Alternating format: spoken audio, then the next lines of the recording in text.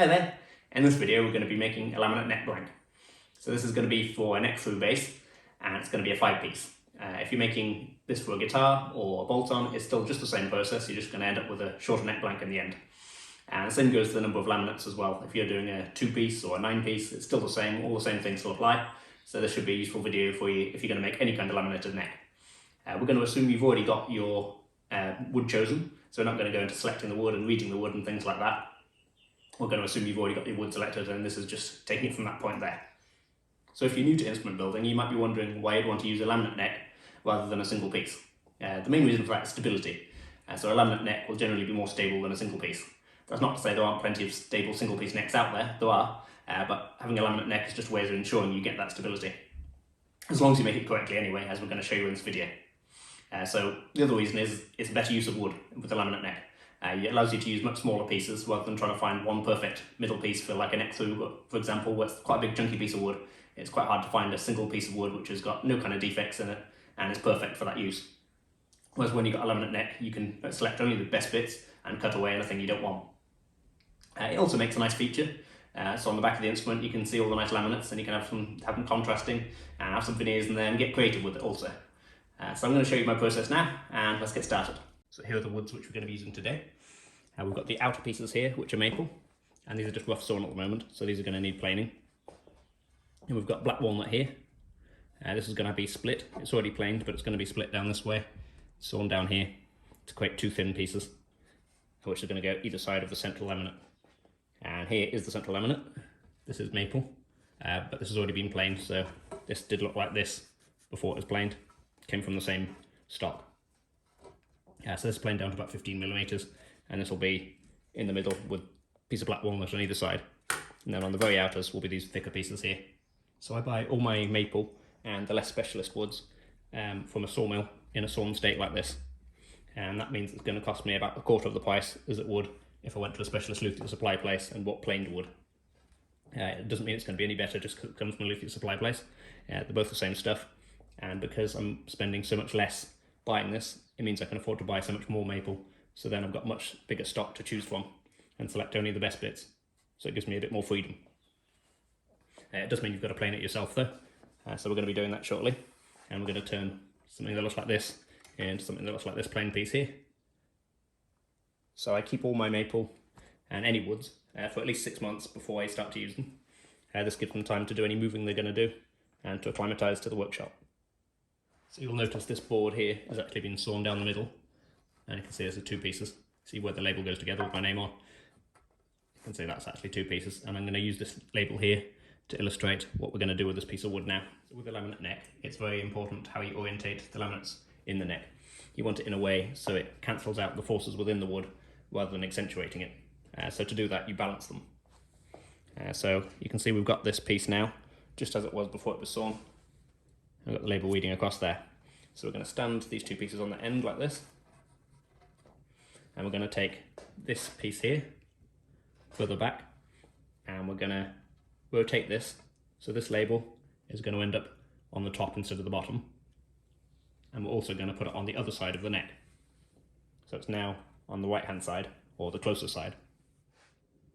So here's the view from the end grain after we've just flipped that piece of wood. So you can see the grain direction now in this piece is going that direction, and the grain piece in this is going that direction. So we've effectively got like a mirror image. Either side looks the same, which is what you want, because this is going to cancel out the tension within the neck. So for example, if this piece of wood tried to go this direction, instead of this piece going with it, it's also going to go the opposite direction because of the way it is orientated. So these are obviously just the outer 2 laminates. We're going to try and do a similar thing with the middle laminate, have the grain running in a similar direction. Ideally you want the middle, or any of them really, running as close to vertical as you can, so going straight down like this. You can see this piece is not too far off, which is good. And we're going to do the same with the walnut too. This is going to be more just decorative because they're going to be very thin pieces, but it's still nice to try and stick to that. So once this is all planed and glued together, we're going to end up with something like this, except with walnut on either side of this piece here. So you can see the grains running nice and straight up here. So next up, we're going to saw this walnut down the middle here. You can see I've just drawn a line there. We're just going to put this on the bandsaw and get it cut. You'll notice there's some sapwood in this piece there, but this is actually at the moment it's too wide anyway, so we're going to end up cutting off the sat wood so none of it ends up in the net, because I don't really like the look of that. Yeah, it's still, I think it's, with black walnut, I think it's actually just as hard and stiff, but it just doesn't look so good, so we're going to cut that out and it's not going to end up in the actual net.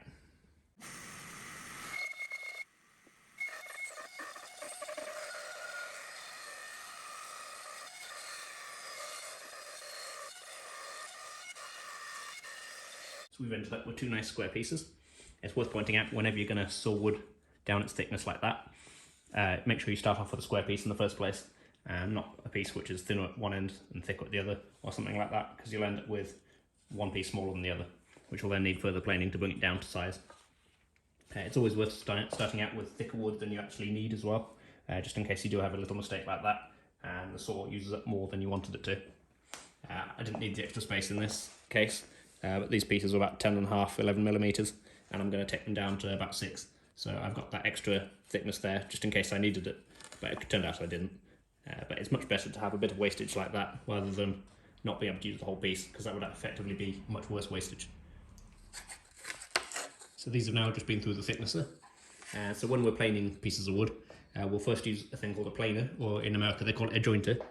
And this is just creates a nice flat surface, but it doesn't make a square surface, so you might end up with a slant on it.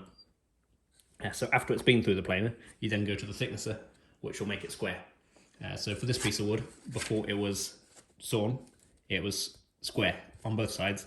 So after I'd sawn it, all I needed to do then was put it through the thicknesser to saw this face here. So this is now done now, and we've got two nice symmetrical pieces. We're going to do the same process now with this maple. We're going to start off with the planer and then move on to the thicknesser afterwards. And now here are those same two pieces which were rough sawn previously, now that they've been planed. As you can see, they look much better now. So all pieces have been through the thicknesser now, and I've also planed this surface and this surface as well, just so everything sits level with each other. So when it comes time to clamp it up, it'll be easier to keep everything aligned. This is just dry clamped at the moment, there's no glue in this, and there's hardly any force on the clamps, it's just so I can show it you. And you can see it's all gone together nice. There's actually a bit of flame in this wood as well, which I didn't see before, which is nice. So this is now ready for the glue, and that's what we're going to do next. I'm going to be using Titebond original wood glue.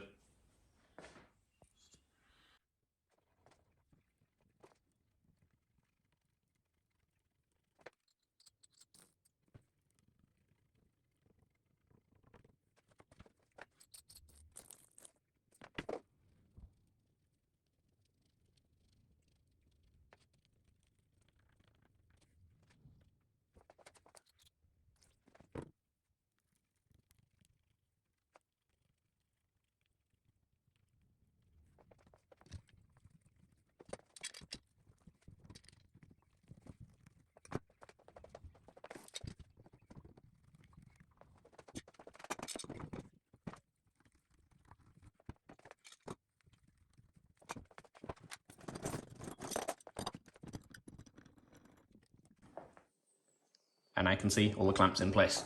I've got loads on here, which is necessary with Titebond. If it was epoxy or something like that, there'll be a danger of over clamping, and in which case then you can actually starve the joint of glue. But you don't have to worry about that with Titebond, it needs a lot of clamping pressure to work. So we've got plenty on here. These are spaced probably about every 1.5 inches apart, some are a bit closer. And you can see we've got lots of glue squeeze out the top, which means it's a tight joint, which is great. And this is all the way along, there's no spots without any squeeze out. And the other side is the same as well, because it's always worth checking on that as well, to make sure you've got everything square. So I'm going to leave this now for 24 hours at least, maybe a bit longer, and then I can plane it all down. I'm just going to leave all the glue on it, there's no point trying to clear it up, it's just going to be difficult to get at. So I'm just going to wait for it to dry and then plane it off. We've allowed enough thickness to be able to do that.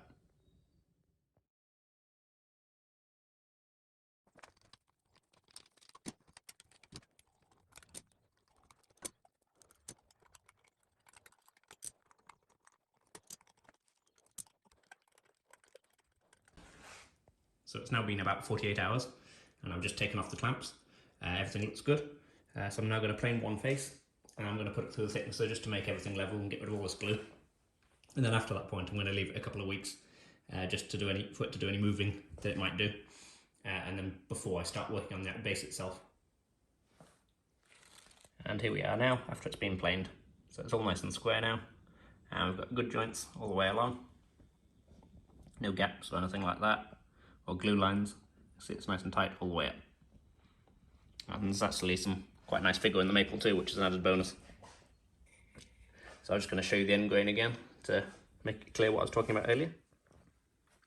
So the walnut's actually a bit shorter than the maple, so you can't actually see the end grain on the walnut, but these are both going almost completely vertical. And we've got a nice, going pretty vertical on here as well, on the central one, and these ones are both pointing in towards this top corner. As you can see, the grain's running up there. This one's going like that. So we've got that nice balanced, symmetrical look, which will help keep the neck stable. So you can see we've got a nice straight neck blank, but it's actually fairly easy to end up with a curved one if you're not careful. So what can happen is if one of these central pieces, one of these bigger pieces rather, any of them, if they have a curve in, and then you clamp the other pieces to it when you're gluing it up, it'll force the other pieces to conform to that bend, and then you'll end up, as you look down the neck like we are doing now, you'll see it going off to one direction, either that one or the other. And obviously it doesn't look very good, and then you're also storing in tension in your neck, which you don't want to do because that's going to make it more unstable. So with this one we made sure we got everything straight, and it's looking great. That's all for this one. Thank you very much for watching. If you've enjoyed the video, please don't forget to hit the like button, and please subscribe to see more content like this. Thanks again for watching, and I'll see you in the next one.